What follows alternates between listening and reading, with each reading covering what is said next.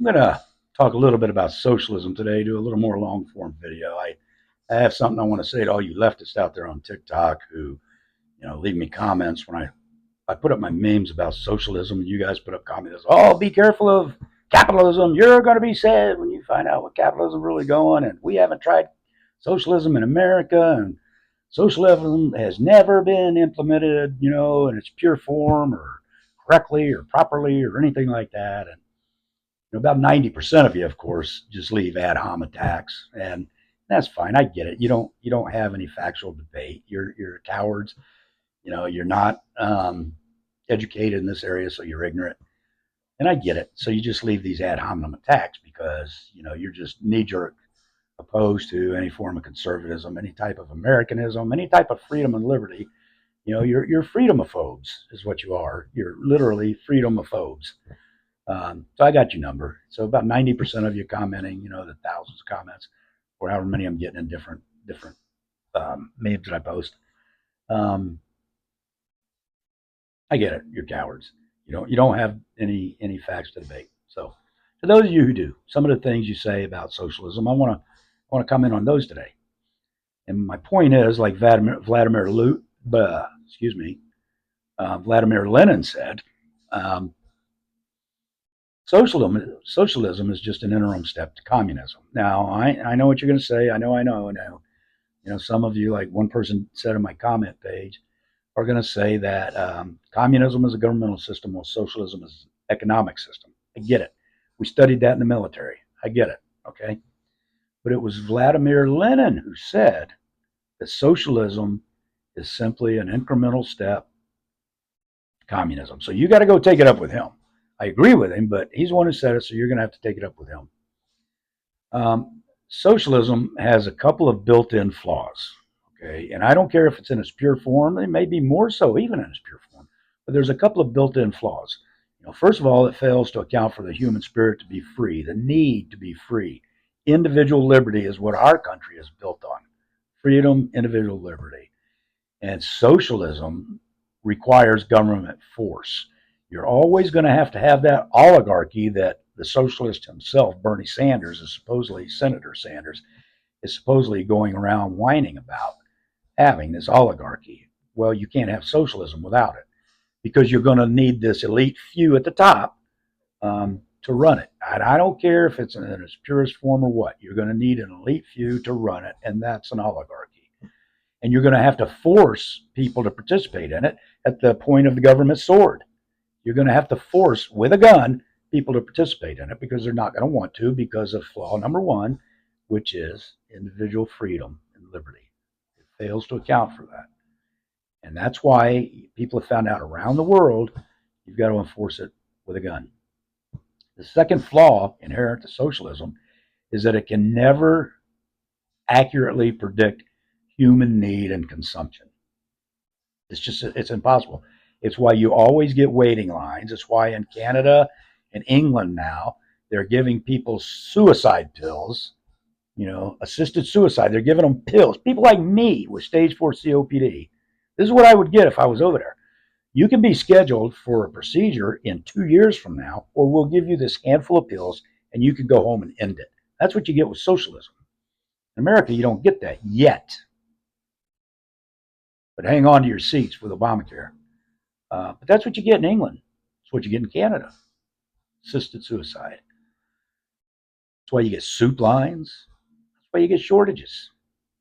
Because socialism cannot accurately predict human need and consumption. Those are two inherent flaws. There's more, but those are the two primary, I think, the two primary. Socialism is always going to fail. The way it's designed, it hasn't been implemented in its pure form. It doesn't matter. They've tried socialism in Venezuela and it failed miserably. You have socialism and communism in Cuba, which is historically, ethnically, culturally different, even though, they're Hispanic, Latin, they're different. And it's failed in Cuba, it's failed in Venezuela. It didn't fail in Cuba because of the American embargo, because we're the only country that embargoed Cuba, and the vast majority of the world was still doing business with Cuba. Soviet Union, the old Soviet Union, was pumping money into Cuba. And they still down there driving 57 Chevys without spare parts. Don't give me that. Then you have these communist countries in Africa who are even more different, than Cuba and Venezuela and Nicaragua, and their socialism is failing. I mean, there are shitholes everywhere. Everywhere that's socialist is a shithole. And then you have the communist in North Korea, socialism failed. You juxtapose that against South Korea at night. You see this famous picture of the lights, the satellite pictures of South Korea and North Korea. That's socialism, communism. And then you get, of course, the Maoist communist in China is socialist. They've had to become increasingly capitalist in order to survive and get better. So, as we're moving towards socialism, they're moving towards capitalism. And then you had the old Soviet socialists, and now they primarily have the industrial oligarchs and all that stuff, but they have the Soviet socialism, communism, which Vladimir Lenin said is just the socialism is just an incremental step towards communism. And so it's always going to fail. Call it whatever you want, but any system that fails to account for the human spirit to be free, for individual liberty, it's going to fail. Capitalism, conversely, is the first time, the advent of capitalism is the first time that somebody like me could get rich, or you could get rich without stealing or inheriting the money. It's the first time, and you've got people who dropped out of college, Bill Gates and people like him, dropped out of college. I don't like Bill Gates at all, but I'm going to use him as an example. Dropped out of college and started a business in his parents' garage. One of the richest men in the world. Um, so if you can use your mind, you can use your body in the capitalist system, you can get rich. Now, capitalism, socialism, you talk about all these different types of socialism and degrees of socialism. Whether the big thing now, oh, but this is Democrat socialism. We're going to vote for this. This is democratic socialism. Yeah, bullshit. That'll last about 5 days until they have power, right? And then they're going to start ramming it down your throat like they already want to do. They already disrespect Democrats, leftists, you know, people like Biden, Pelosi, Schumer. They already disrespect our First Amendment, our Second Amendment, our Fourth, Fifth, Sixth Amendments, 7, 8, 9, 10th Amendment. They don't look to any of them. Now, you'll have to go read the Third Amendment to see why I left it out. But I'm sure they get around to that one too. They disrespect the body of the Constitution. So, which gets me back to socialism. There's no constitutional authority for it because our federal government, if you look constitutionally, doesn't have the requisite power to implement socialism. And 80% of what our federal government does now is unconstitutional. If you quote to me the General Welfare Clause, you're wrong because you disagree with the man who wrote the Constitution, James Madison, the historic father of our Constitution. He went to the Constitutional Convention. He presented the Virginia Plan. Alexander Hamilton, who wanted big government, came down from New York, or went up from New York, wherever the hell, and presented the New York Plan. His plan, Hamilton's plan, the New York Plan, was shelved. It was tabled, and it was never even considered or debated. Madison's plan, on the other hand, the Virginia Plan, was debated. It was amended. It was changed here and there, and it's what became our Constitution. It was the states, many of the states, who didn't want it. So they demanded this Bill of Rights.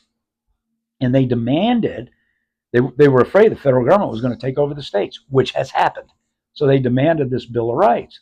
Remember, the Bill of Rights doesn't restrict you and I. It restricts the federal government. And of course, that changed with the 14th Amendment, but that's another day. That's another discussion another day. But the federal government, if you claim the General Welfare Clause gives them the authority for all this social welfare stuff they're doing, you're wrong because you disagree with the people who wrote the Constitution and the way they implemented the Constitution and the things they said about the Constitution. And no, our Constitution doesn't change, magically over time with the liberal application of judicial fairy dust. It doesn't change just because the Congress changes it. It doesn't change just because we vote in a certain president.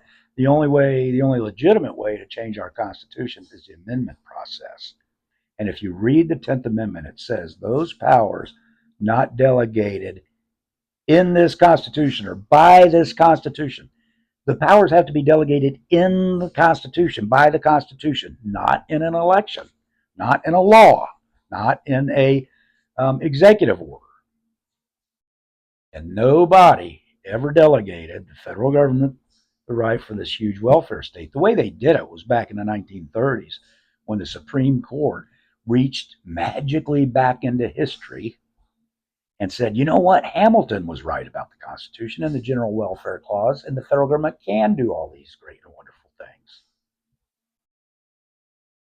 things. They went back 100 and so years, reached into a debate that was won and lost. It was won by Madison and lost by Hamilton, and reversed it and said, no, no, Hamilton won.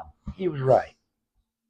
And so we got this FDR welfare state because FDR had threatened his court packing scheme when they were rejecting his New Deal. He threatened court packing, and so they started rubber stamping his New Deal. So that's an illegitimate Supreme Court decision. And yes, I'm allowed to disagree with the Supreme Court. I disagreed with separate but equal. I disagree with fugitive slave acts. I disagree with, 1973 Roe v. Wade. There's a host of Supreme Court decisions I disagree with, and there's a host of them that you leftists disagree with right now. The one that overturned Roe v. Wade and some of the other ones. You don't like the one that corporations, give money to PACs and stuff that says they're essentially a people, and people. So there, we go back and forth. So don't get your panties all in a wad because I disagree with the Supreme Court. You do it too, and they were wrong in that, and I can prove they were wrong.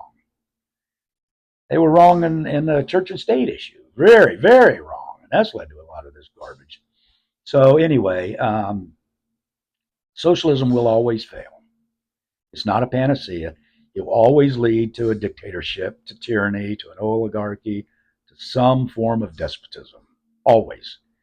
Capitalism, the more laissez-faire it is, the more it leads to freedom and liberty. Now, you want to talk about all these different types and levels of socialism. Let's talk about different types and levels of capitalism.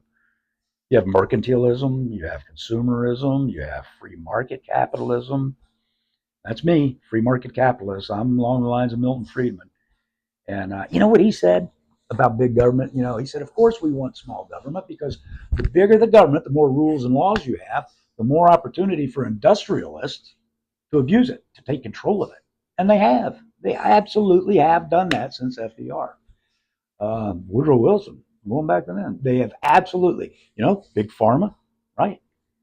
Big medicine, big healthcare, all these guys, you lament big oil and all these industrialists have taken over the government. We have lobbyists that are writing our laws, that are lining the pockets of our senators and congressmen, and getting presidents elected and stuff. So that's big government. That's what you want. You want even bigger government, right? Well, that's what it leads to, just like Milton Friedman said. The industrialists gives them more opportunities to finagle around the laws and this and that. And that's how they come up with all these tax loopholes and shit. Just like that, by giving them what you want to give them, or big government. So socialism is always going to fail. Capitalism will always be a success when you stay closer to it. So that's just a fact. So all you people out there, throwing ad homs at me that can't debate in a mature way, that can't debate with fact, logic, and reason, God bless you. I mean, do what you do. Your ad hominem insults and all that stuff. And the few of you who try to make a somewhat educated debate, God bless you too. I appreciate it. You give me more things to talk about. You're wrong, and I can point out how and why you're wrong. But I know you won't listen because we're in what's called a post-fact society. Facts no longer matter. There's been celebrities and left-wing pundits out there who've been saying, oh, facts don't matter. We should care more about people's opinions and their feelings. That's bullshit. Those are people who can't debate facts. Fact, logic, reason. I respect everyone's right to have an opinion, but I don't respect every opinion. I only respect opinions that are based on fact, logic, and reason. All right. Somewhat educated. So anyway, socialism's always going to fail. Capitalism will always succeed. One leads to tyranny. One leads to freedom. Pick your road. I pick freedom. I pick liberty. And it matters. So I'm going to do some more long form stuff to go along with my shorts. But today, this is just what I wanted to say. So I want to tell you that I love you. God bless you. And I've got you in my prayers, even if you're a leftist, even if you're one of those nut jobs over there. God bless you. I love you. And I'll pray for you.